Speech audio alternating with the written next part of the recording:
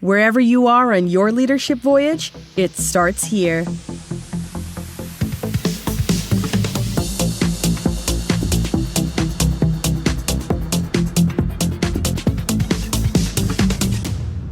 Okay, welcome back, everybody. It's good to be with you all. Another episode of Leadership Voyage, the podcast dedicated to your pursuit of becoming a great leader. I'm your host, Jason Wick, and thanks for joining for Season 4, Episode 3. This one is called Navigating the Interview Maze. And I put a post out on LinkedIn a few weeks ago, asking for some people to get in touch with me, and several people did, which was great. Sharing some stories about interview lowlights, highlights, and a small part that came out of this that I wasn't quite anticipating. It makes sense, I suppose, but it's some advice as well. And that's the episode we're going to have today, which is something I'm really excited to share with you all. Let's see. If you go in the show notes, you'll see that you can text me, Jason, directly if you like, or you can email me at startyourvoyage@gmail.com. LinkedIn, you can find the show if you search Leadership Voyage Podcast, or just for myself, Jason Wick was probably easier. Any of those means to get in touch with the show. Share your thoughts about episodes, pitch ideas for episodes. Maybe you yourself want to be on the show. I've had probably half of my guests throughout the 3+ years, just people who've reached out and wanted to come on the show for one reason or another. So don't be shy if you think you've got something to offer or a topic of expertise. I'd love to hear from you and see if it's a good fit, because leadership as a topic is quite broad. And that's what I like about this, is we can dive into different areas of leadership and management as we see fit. But today's topic is, again, interviewing, and it's the interview maze, as we're going to call it today. Here are the three main parts of the episode. The first is going over a little bit of the context of some of the things that I have learned about in the last, I'm guessing it's about the last 6 to 8 months about what's going on out there. I know things change fast, but there's a little context setting. Then we're going to share some of the interview lowlights and highlights that you all have shared with me, the horror stories and successes, and that's probably the most fun part of today. It's all anonymous, but if you're a listener and you hear your story, then you know it came from you, so thanks for your contribution. And then finally, I have some closing thoughts about it all, right? It's easy to sit here behind a microphone and say you know what to do. I don't know what to do, but there are definitely some opinions I have, and I hope they can be helpful for both interviewers and interviewees, and just some kind of concepts to keep in mind as we really look to the landscape in 2025. And we all want to make it better, right? We all want to have great hiring experiences. We all want to find work that calls to us, and all of this. So some conclusions to wrap things up in the third section. So let's start with this context, kind of navigating the interview maze itself. Here's the first thing I wanted to call out: ghost jobs. There was a survey done. Frankly, I've never heard of the website before. I don't know how great or it is, but they did survey over 700 recruiters. myperfectresume.com. So I'm not going to vouch for the site. I've never heard of it before, late last year or early this year, but myperfectresume.com. I've got a link in the show notes. They have a survey they did with recruiters. What's a ghost job? A ghost job is a job that's posted that directly, not necessarily directly, there's no intention to fill it. 81%. Okay, in case you took a swallow of your coffee, or ran over a speed bump in the car, or saw your neighbor while walking your dog while you're listening to this, I'll say it again: 81% of recruiters admit to posting a ghost job. I heard this statistic in the fall of 2024, so maybe about 5 months ago. I felt, I'm gonna be honest, I felt really naive when I read this. I thought, how? How could 4/5 of the people who have the title recruiter who responded to this survey, how could they have posted a job that they didn't intend to fill? And I felt really naive. Maybe that shows I haven't talked closely enough to the friends I have who are in recruiting and hiring, but I just know that for my own professional experience where I have worked, I have never contributed to this, and I've never heard of it happening at the organizations I was at. That's all I'll say about it. 81% of recruiters admitting to posting a ghost job.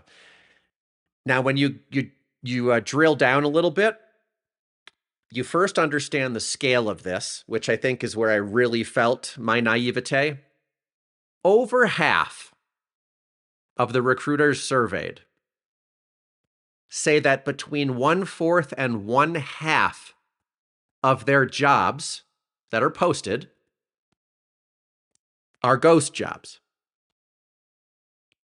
Again, I don't want to be too pedantic here by being so dramatic and repeating myself, but the numbers are just stunning to me when I read them.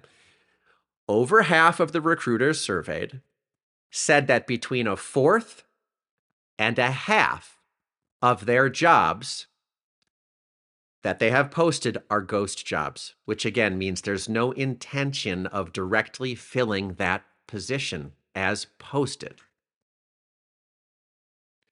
So, why?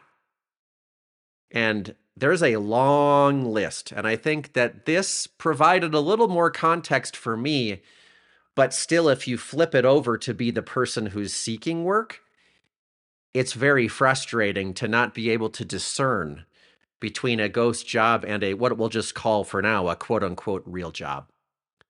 Here are 3 things I chose to highlight from this list. Why would companies and recruiters post so many of the jobs as ghost jobs? 3 things I've highlighted is, number 1, to maintain a presence on the job boards. So presumably that just means your company's name is showing up. I don't fully know how it works when you post jobs on these sites. I've not actually done it myself with my own hands, right? There's always been a recruiting or a talent acquisition department I've worked with when I've been hiring. So maintaining a presence on the job boards is one of the top reasons.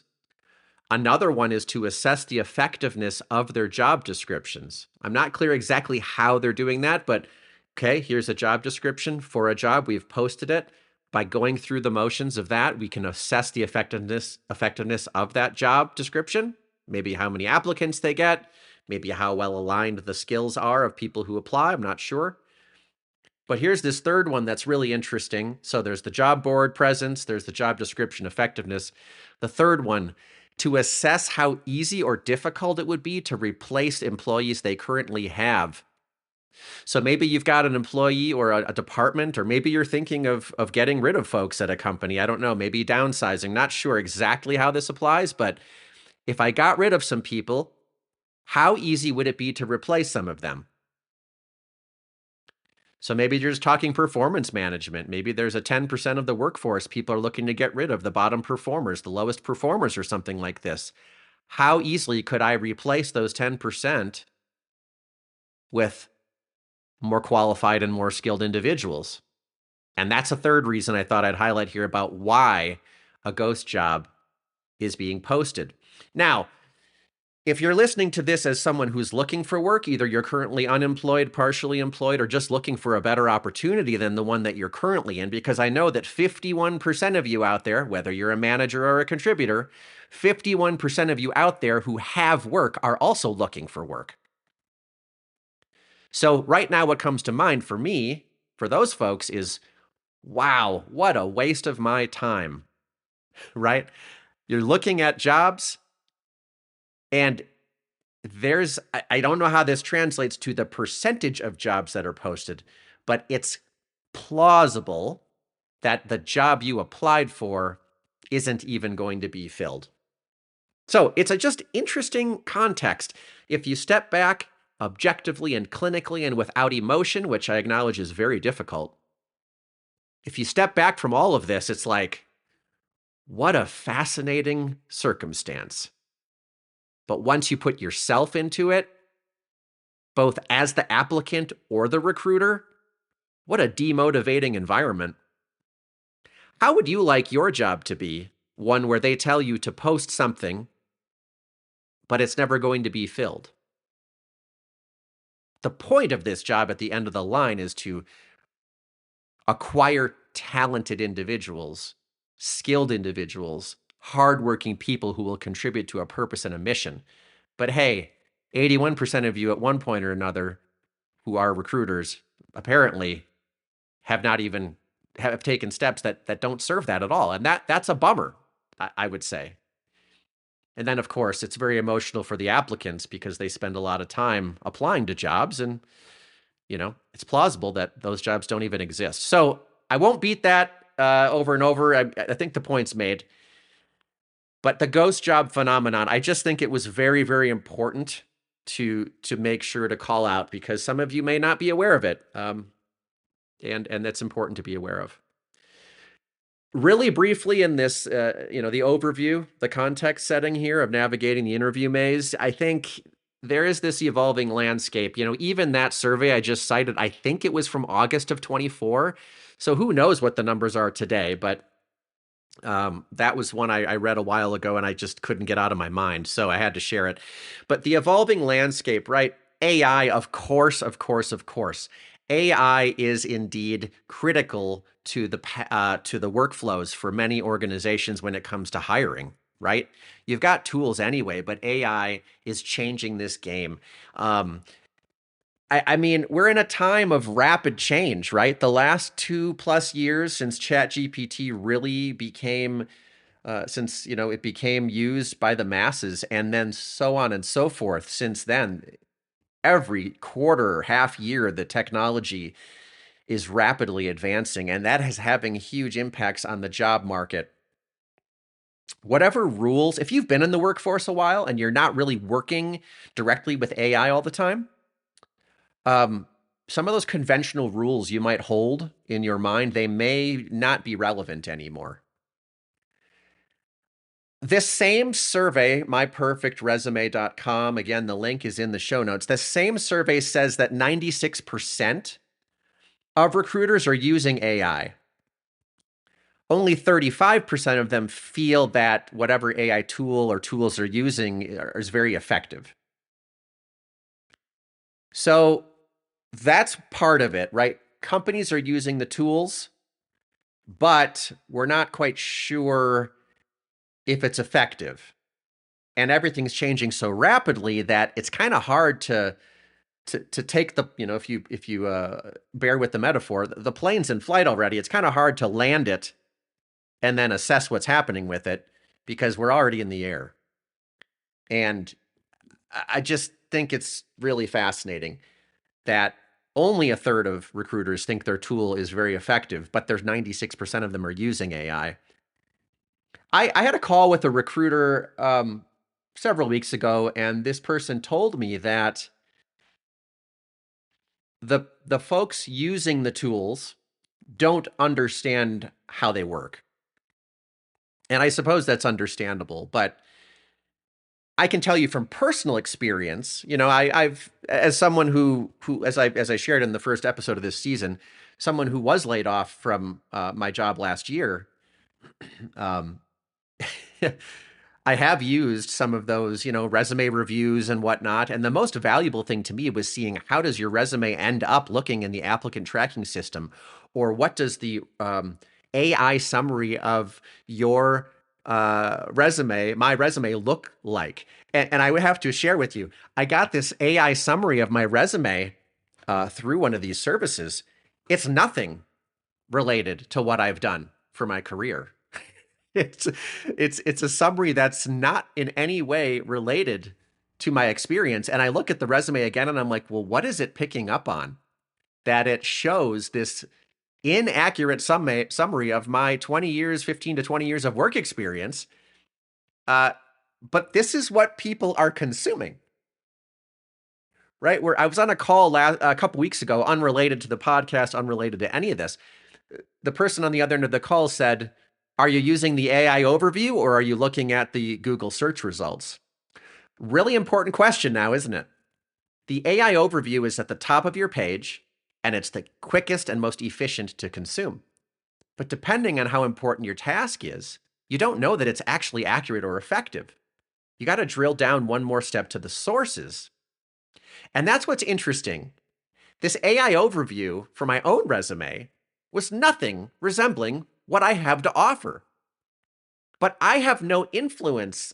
I probably do, but I don't know what technical influence I could have to make the AI summary work correctly, because what I have in my resume is an accurate chronicling of what I've done and the results I've gotten.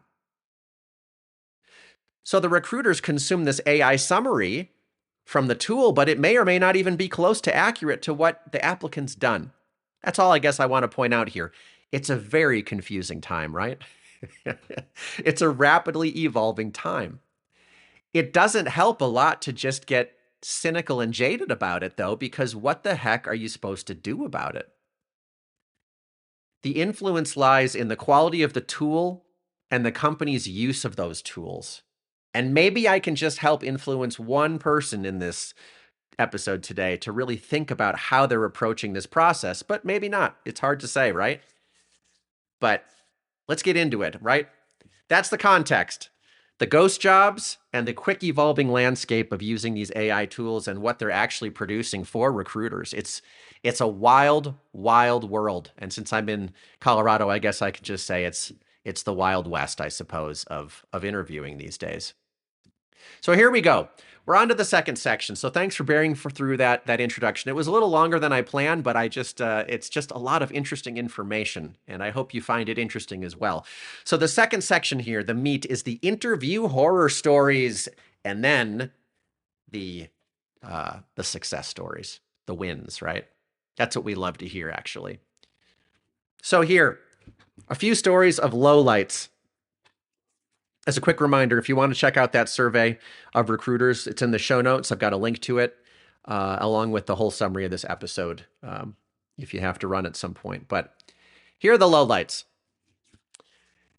Story number 1, AI gone wrong. Couldn't resist. So there's a story I came across recently that was shared with me about someone who had a phone screen with AI. And unfortunately, the AI phone screening, it didn't work. It wasn't listening to the answers. It was saying, "Thank you for your answer." It wasn't even allowing the candidate to answer the question. And at some point, I shouldn't be laughing, right? Because this is people's livelihoods we're talking about. But at some point, it just is like, "Thank you so much," and the call's over. And you're like, if you were the person on this call, you're just thinking, this was a chance. Apparently, I actually had a shot at a job, and then AI is interviewing me with screening questions on the phone, except it isn't working properly. It's defective. And then it ends it. And you just got to wonder, what does the recruiter get on the other end of that, right? It makes me think of customer needs or jobs to be done, if you've heard of that framework. Sometimes just naming a solution, i.e., or e.g., an AI tool, isn't actually solving your problem at all. If you think you're getting more efficient by getting quicker phone screenings, as a recruiter, let's make sure that you can test that once or twice before you roll it out, and maybe make sure you're receiving candidate feedback about it in some form or another. Because at least this horror story that I came across, it basically nixed the applicant's opportunity of getting to the next round because the AI was defective in the phone screen. AI was supposed to, in theory, take the mundane tasks off of our plate so that we could embrace the nuances of humanity. efficiency isn't efficiency if it doesn't work. So where is the human important? Where is the machine or the program important? And I think that's one thing that's really important coming out of this AI gone wrong story. Second horror story is geographical deception. The geographical deception. And there is a story that was shared with me where there was a posting for a remote US only job. And this candidate said, yes, I'm in the United States. Well, they said they were in a certain location in the United States. So the company said, well, we have someone in our company who's in that area. So we'd love for you to meet with them in person for the next stage. The applicant agreed.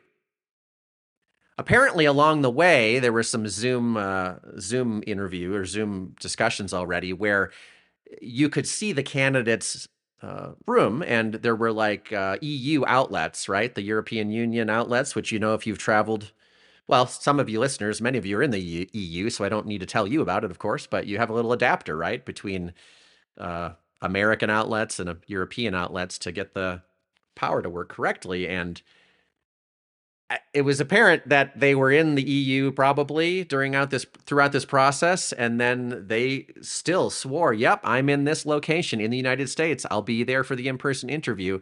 And then when the interview happened and was scheduled, they just never showed up. Why, right? Obviously, hiring remote is challenging.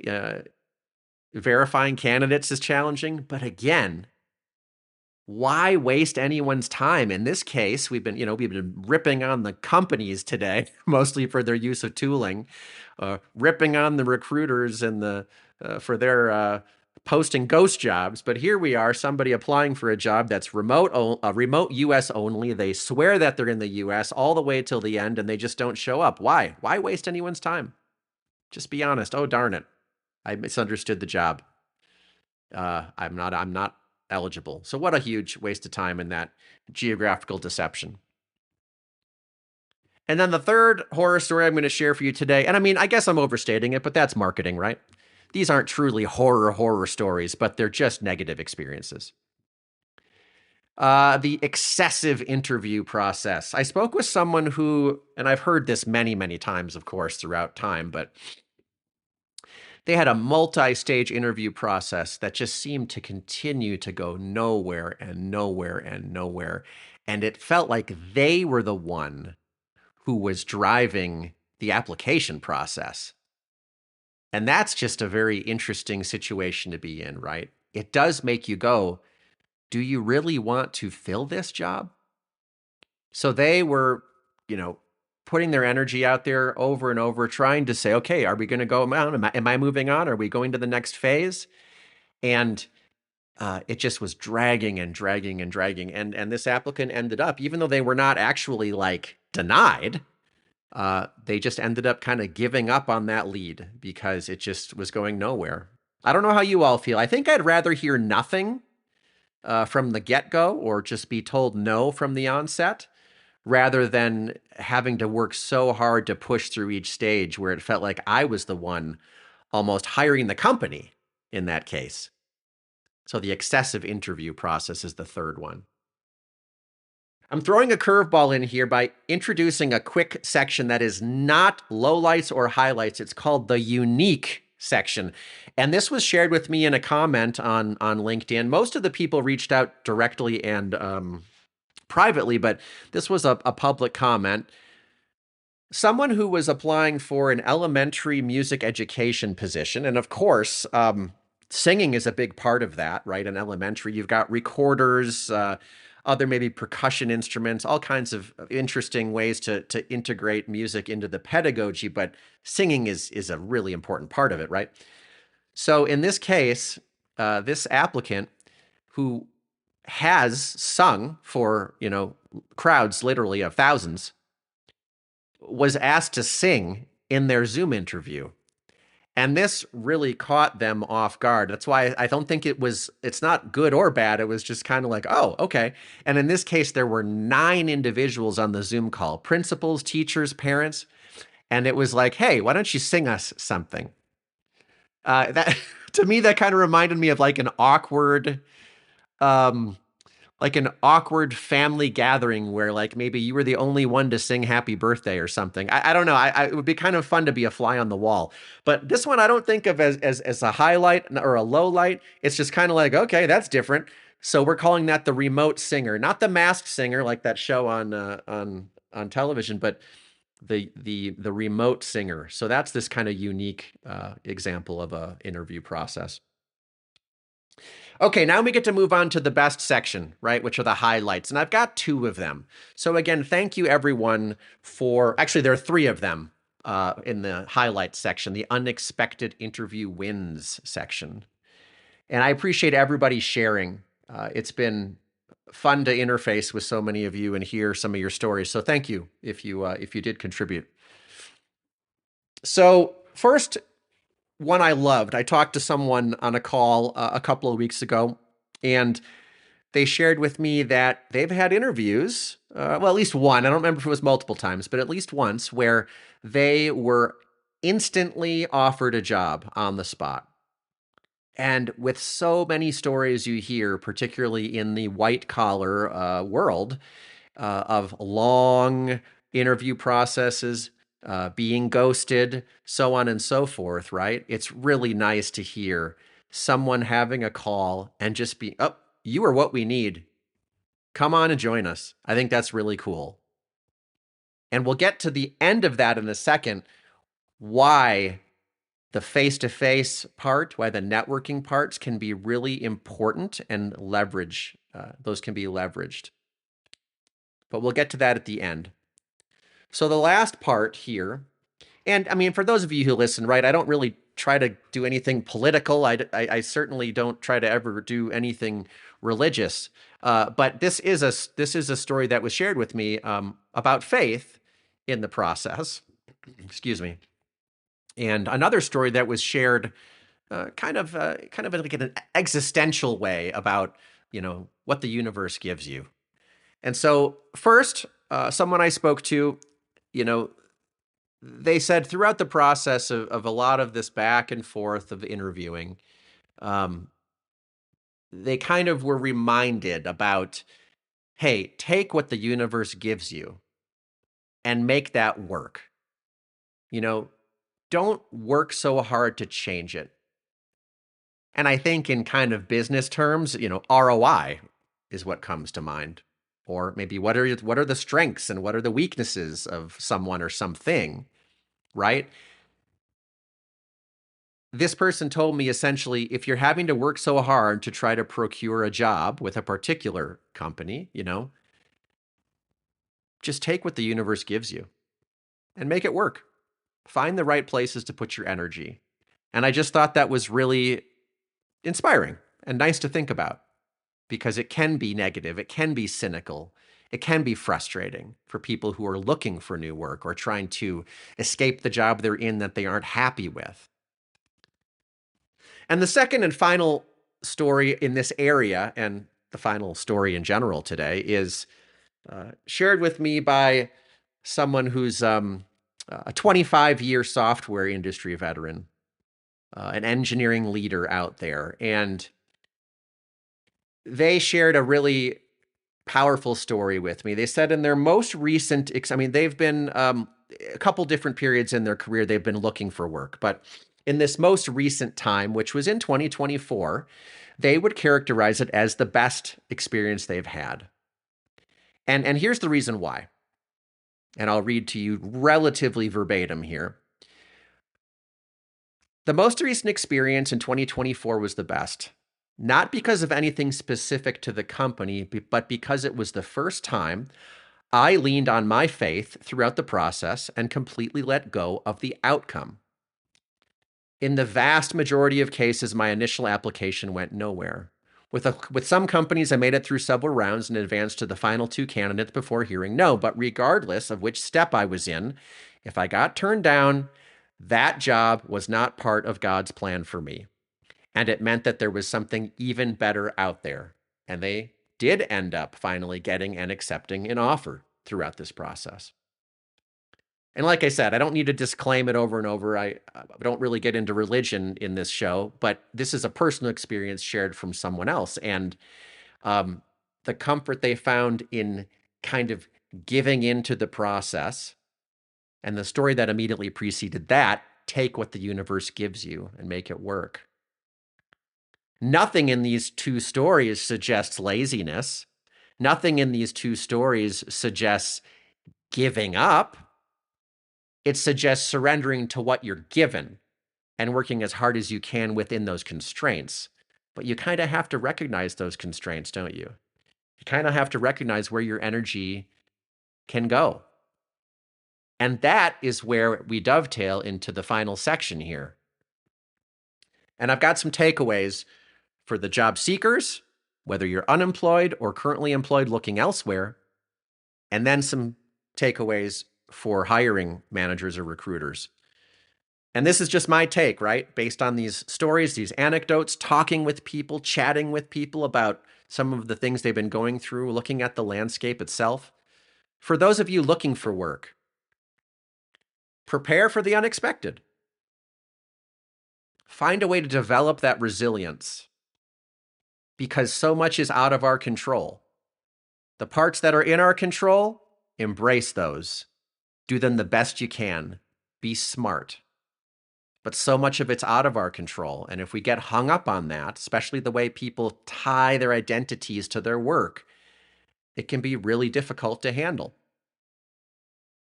Secondly, for folks looking for work, let's maintain honesty and integrity.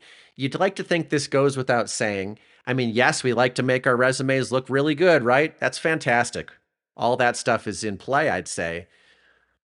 But lying in the process, when you know it'll be a dead end anyway, that's just a waste of time for the employer, right? And the third thing, which we haven't talked about, but it came out of this conversation I had with someone a few weeks ago about your network.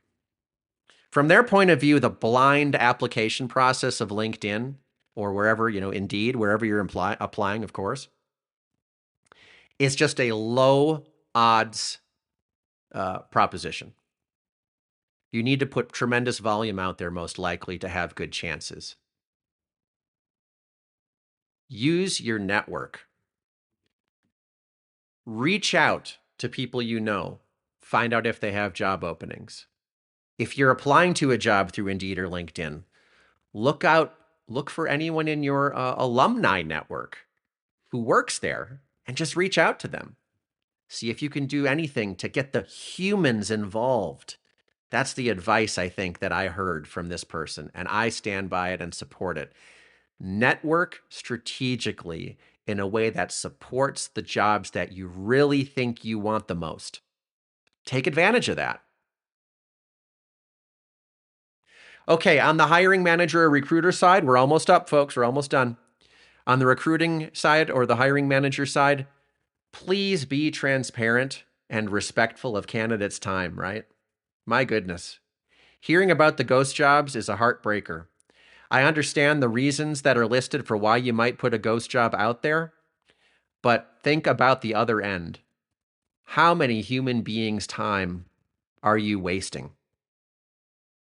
Secondly, for hiring and recruiters, make the screening and interview process effective.